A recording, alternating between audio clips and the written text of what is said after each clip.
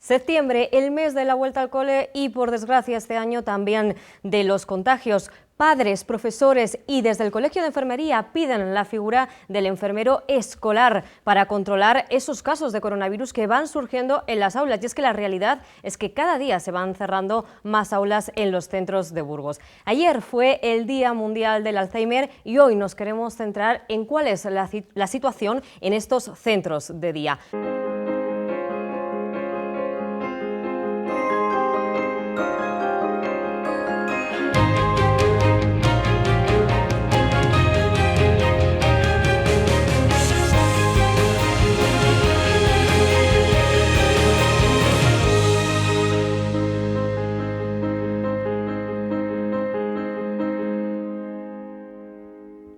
Comenzamos. El Colegio de Enfermería ya lo avisó, los rebrotes iban a llegar a las aulas, por eso demandan la importancia de tener en los colegios un enfermero o enfermera escolar. Nos acompaña la presidenta del Colegio de Enfermerías, Esther Reyes. Lo habéis avisado, los rebrotes iban a llegar y esta figura iba a ser determinante, pero no existe.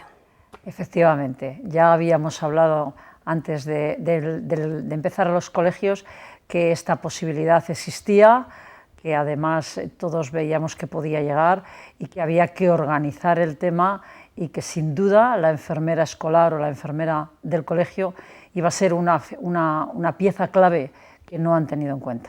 Desde luego los contagios, lo avisasteis, iban a llegar, pero ¿han llegado antes de lo previsto o según habéis pensado vosotros? Bueno, nos hubiera gustado que hubiera llegado más tarde, evidentemente, pero sí preveíamos que podía ser relativamente pronto como ha sido, porque bueno, son muchos niños, es un factor importante como cualquier otro factor de población, pero son muchos niños juntos y es una situación nueva, entonces bueno, era previsible que empezara relativamente pronto. Y la pregunta que todos los padres seguramente se hacen, ¿qué falla en ese protocolo higiénico-sanitario que hay en los colegios para que los contagios cada día vayan a más? Bueno, pues yo creo que más que fallar el protocolo, ha fallado un poco todo, ¿no? O sea, tenemos que tener en cuenta que son un número muy alto de personas, en este caso de niños, juntos. También es verdad que se está dando una mayor prevalencia y mayor contagio entre los más pequeños.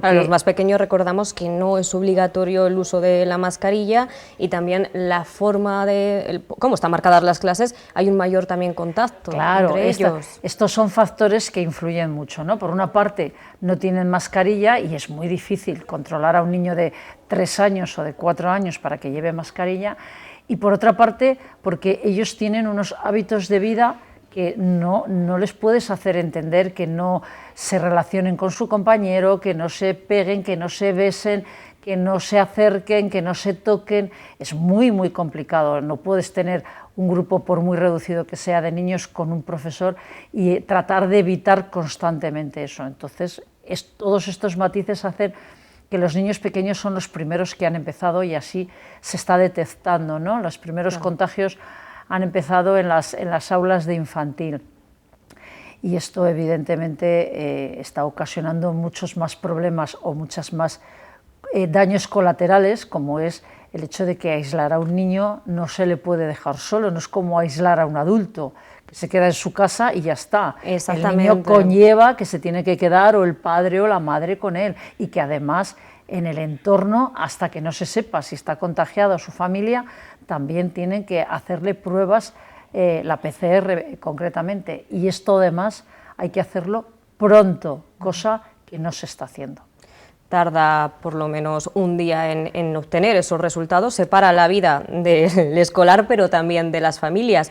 Ya. Y en los colegios... Además, perdona, además de que tarda un día la prueba, porque efectivamente necesita un tiempo para el laboratorio, es que estamos viendo que ya hay retrasos para que te den las PCRs, no de un día por el laboratorio, sino porque incluso no se están haciendo al día siguiente de aparecer el posible contagio. Están tardando más días porque no está organizado bien. Yo creo que no ha habido una buena previsión desde la Consejería de Educación y luego también en concordancia con la de Sanidad.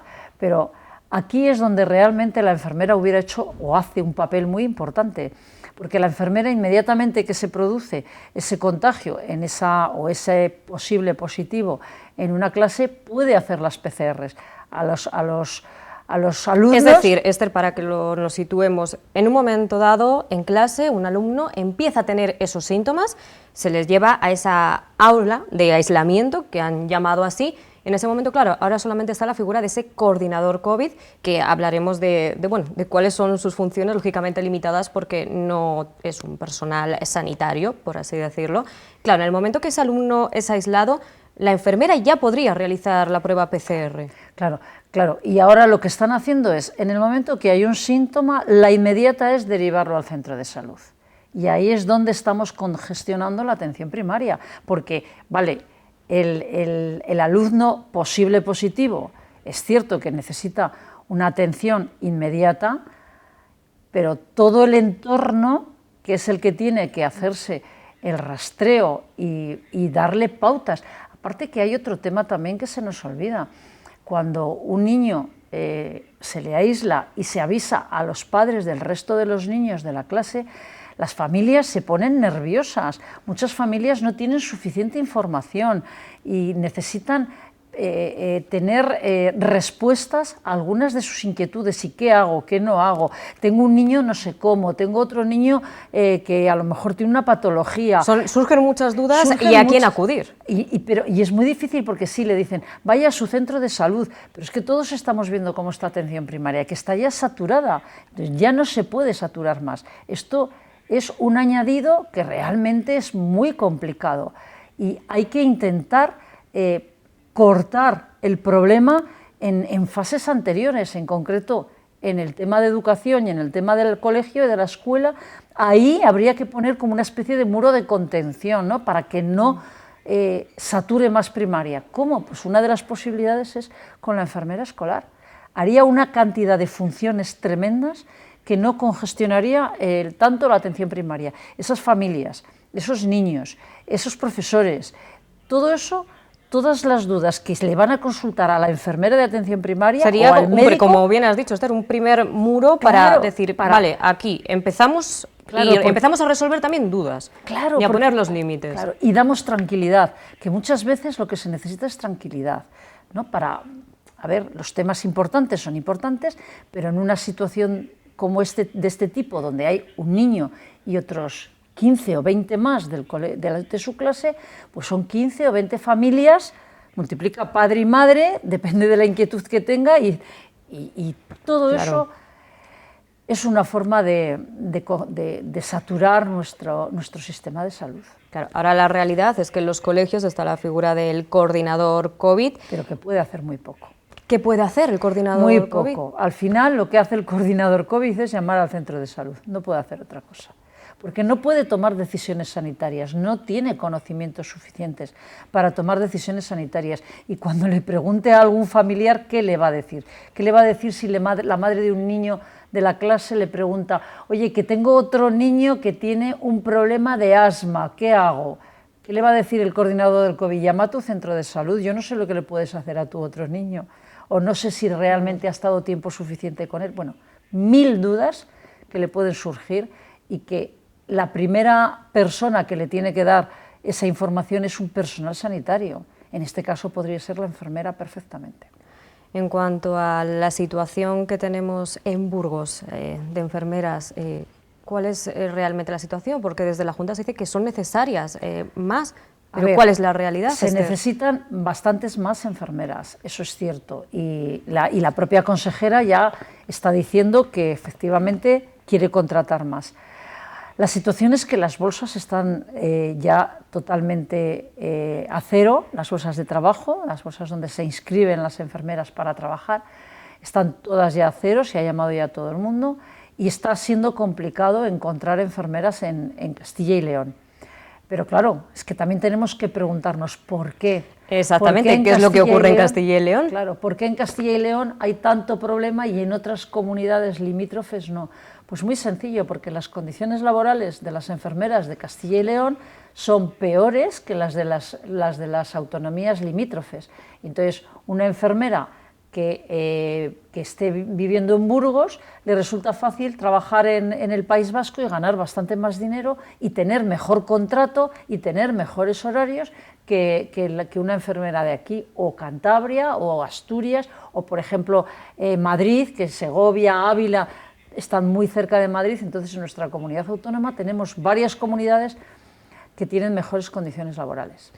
Claro, esto unido a la necesidad de la figura de una enfermera escolar, se multiplica el problema. Sí, pero no, a ver, no se puede escudar. Escudemos en la falta de enfermeras para solucionar otro tema. No se ha ofertado a la enfermera escolar, ese puesto no se ha ofertado. Si se oferta, probablemente habrá enfermeras que a lo mejor trabajan pues en la privada o en cualquier otro sitio, que lo puedan hacer o que les interese hacerlo. No se ha probado, y yo estoy convencida que si se creara esa figura, habría enfermeras que preferirían trabajar como enfermera escolar que en otros sitios, que a lo mejor, o venir a trabajar como enfermera escolar y no trabajar en otra comunidad autónoma. Por vuestra parte, ¿habéis avisado a las autoridades de esta importancia? ¿Qué respuesta os han dado?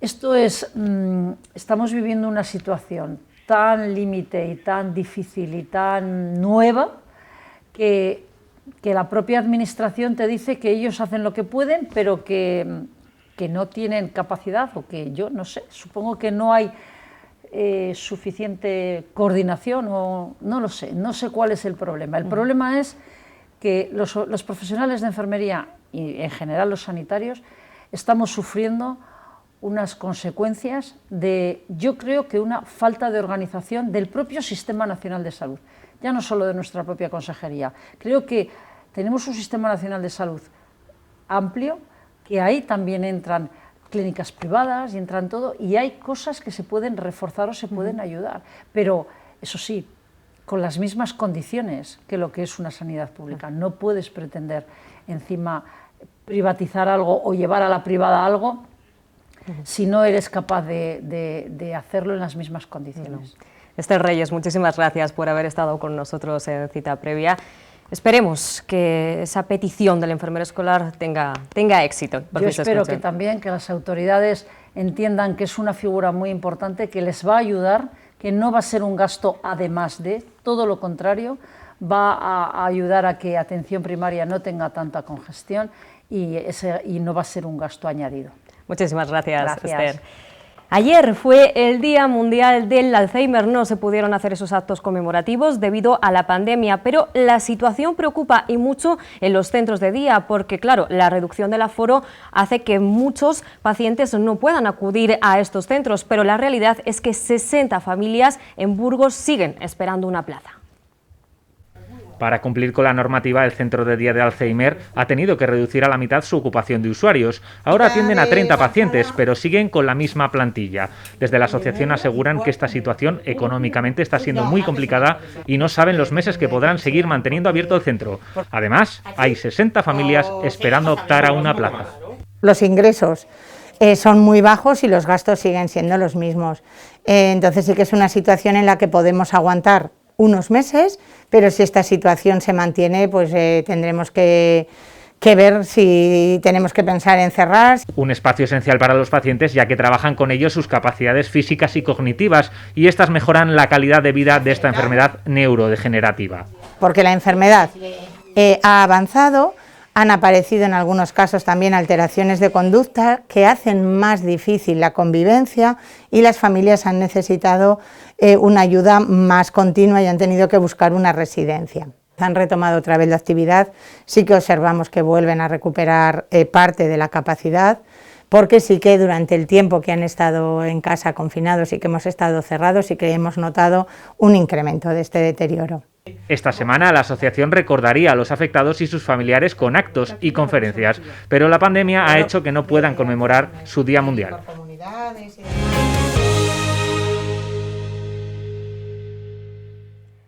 Vuelta al cole atípica, y no hay que bajar la guardia tampoco en el acoso escolar. Y para hablar de este tema nos acompaña el psicólogo Luis Ángel Romero. Luis Ángel, que parece que se nos olvida que el acoso en las aulas continúa.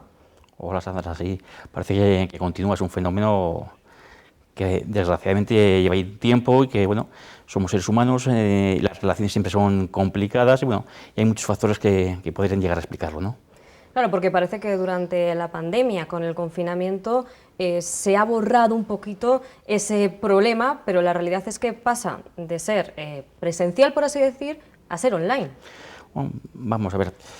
Sí, efectivamente, hay un incremento, un cambio, un poquito. Quizá sería interesante saber lo que es el bullying y por qué se produce. Conocido como bullying. Empezamos, como Sí. bien dices, Luis Ángel. Más que nada, ¿Qué es para el darlo bullying? un poco de coherencia, ¿no? Bueno, bullying es un término inglés que viene de la palabra bull, toro, como ese animal fuerte que va por el más débil, ¿no? Viene un poco abusador, sería un poco la traducción, ¿no? Al final, el acoso escolar no deja de ser un conjunto de conductas de maltrato físico, psicológico, que tienen la intención de amedrantar, de hacer daño, que se continúa en el tiempo y que tiene ese objetivo de sacar un beneficio de él, entre otras cosas, satisfacer esas necesidades que a veces el agresor tiene de ejercer daño, ¿de acuerdo? Pero esto habría que explicar muchas veces no solo qué es el fenómeno del bullying, sino qué hay detrás de una persona que necesita o que le apetece reírse los demás haciéndole daño, porque conscientes son de que hacen daño. Quizá no tanto de las consecuencias emocionales a medio y largo plazo que tiene la víctima, pero que lo están haciendo mal y que está sufriendo en ese momento puntual la otra persona, sí que son conscientes. Claro, ¿y por qué, Luis Ángel? Hay un conjunto de factores, no es uno exclusivo ni sencillo, ¿no? Podemos hablar desde modelos educativos familiares, desde familias desestructuradas, familias agresivas, familias normalizadas pero que con alto nivel de estrés, alta irritabilidad, que también fomentan esa tensión continua y que quizá no tengan otros modelos de contención emocional, que es lo que hace que no se va a parar cuando hay algo que le molesta y agrede, ¿no? Bueno, aparte de la familia, a nivel escolar, pues a veces no siempre se siente cómodo el niño en el contexto escolar, porque es complicado, porque le caen mal los profesores, o porque tiene o ha sido víctima incluso de agresiones él en años anteriores también, por ejemplo. Y por añadir alguno más, pues a veces a nivel social está muy normalizado lo que es la violencia. Es normal ver una serie de televisión, de dibujos animados, donde hay violencia y no pasa nada. Los medios de comunicación, incluso si vamos a las redes sociales, la forma de comunicarse de muchos de estos influencers es altamente agresiva y lo ven como normal. Claro, cuando se normaliza la violencia, aparece el acoso. Por eso, quizá definiendo un poquito 4 elementos clave para que aparezca acoso y distinguirlo de las cosas, hay que entender que el acoso, en primer lugar, se produce entre iguales. Si no, estaríamos hablando de otra cosa distinta. 2, tiene que ser prolongado en el tiempo. No me vale porque sea una vez puntual, aunque sea muy fuerte. 3, tiene que haber una descompensación de fuerzas, de manera que o el que agrede es mucho más grande, es más fuerte o es más mayor, o es simplemente más agresivo, o lo hace acompañado de sus amigotes, ¿de acuerdo? Lo cual produce una sensación de indefensión que hace que sea muy difícil moverse de ahí, ¿no? Y por cuarto, aparte de esto, bueno, se me ha ido de la cabeza, ¿no? Aparte del tiempo, aparte de que esté prolongado el tiempo, de la indefensión, hay una intención de hacer daño. Son conscientes de que están haciendo daño, solo que les gusta o sacan un beneficio de ello. Claro, Luis Ángel, y la pregunta es, ¿cómo detectamos que se está produciendo este acoso? Pero por un lado, identificar a los acosadores y también a la víctima, porque está claro que los acosadores tienen también un problema. Efectivamente. Hay que ayudar, de hecho, al acosador como a la víctima para eliminar o intentar reducir o eliminar el problema, ¿no? De hecho, vamos a ver, es difícil porque es un problema oculto. Es un problema oculto, entre otras cosas, porque el agresor y los cómplices del agresor no quieren darle visibilidad para evitar consecuencias negativas, es lógico, ¿no? Por otra parte, está la víctima. La víctima, esa intimidación, esa humillación, esa indefensión hace que sea incapaz de reconocer lo que le está pasando porque puede tener miedo a agravar el problema o porque no sabe cómo afrontar la realidad o cree que no le van a creer, ¿de acuerdo? Pero luego está un papel fundamental que tienen los observadores, el resto de la clase que no participe a ninguna de estas categorías, que son una parte elemental pero que se callan, o bien porque socialmente esta no es cosa mía, no digo nada, o simplemente por miedo a que me toque luego después a mí. Claro, pensar que el siguiente puede ser él o ella. Efectivamente, ese es uno de los grandes problemas. Entonces, es una realidad muy oculta, de la que podemos percibir solo la punta de ese iceberg que significa el acoso. A partir de ahí, pues tenemos que ser muy observadores en las conductas. En las conductas que realiza. Por ejemplo, si hay cambios en los amigos, cambios en las notas, cambios en la forma de relacionarse con los demás, cambios en la forma de vestir.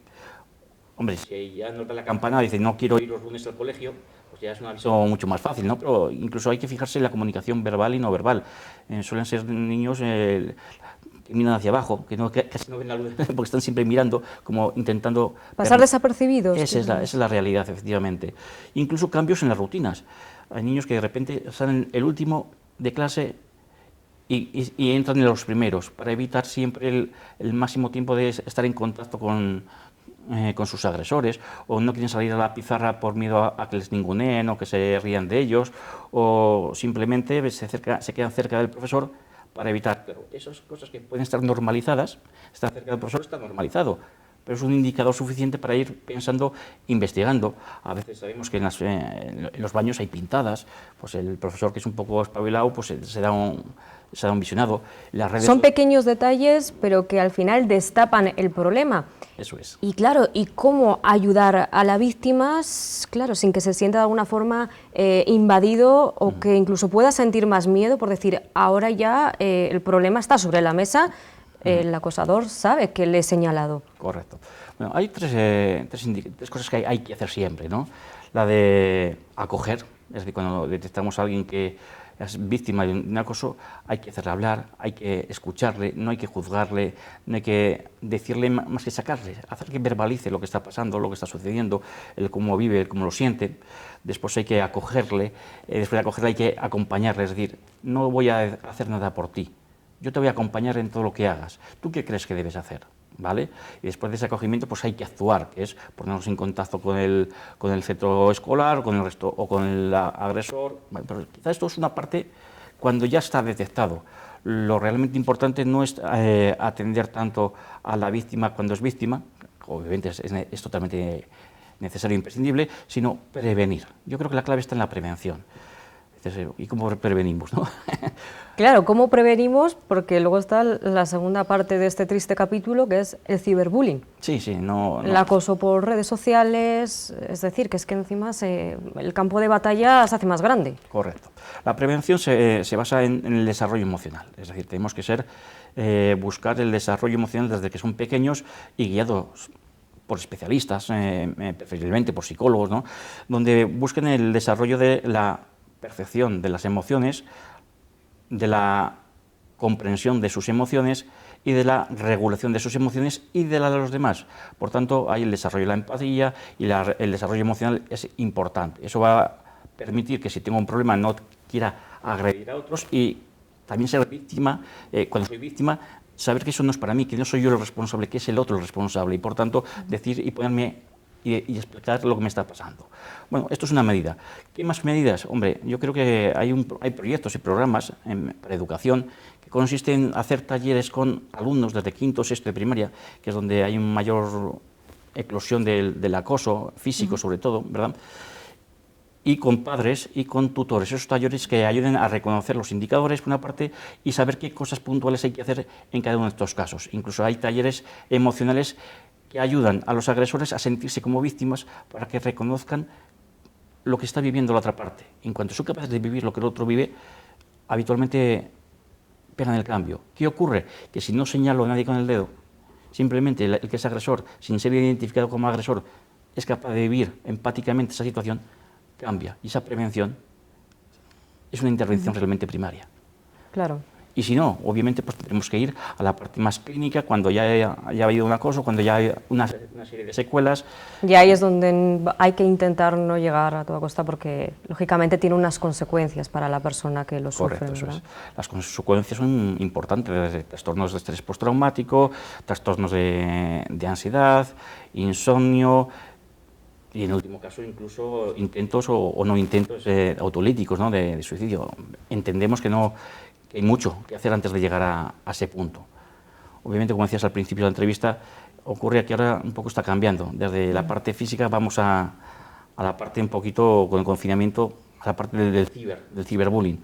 Realmente la conducta es la misma, es la necesidad que yo tengo de estar tocando los pies a uno, ¿verdad?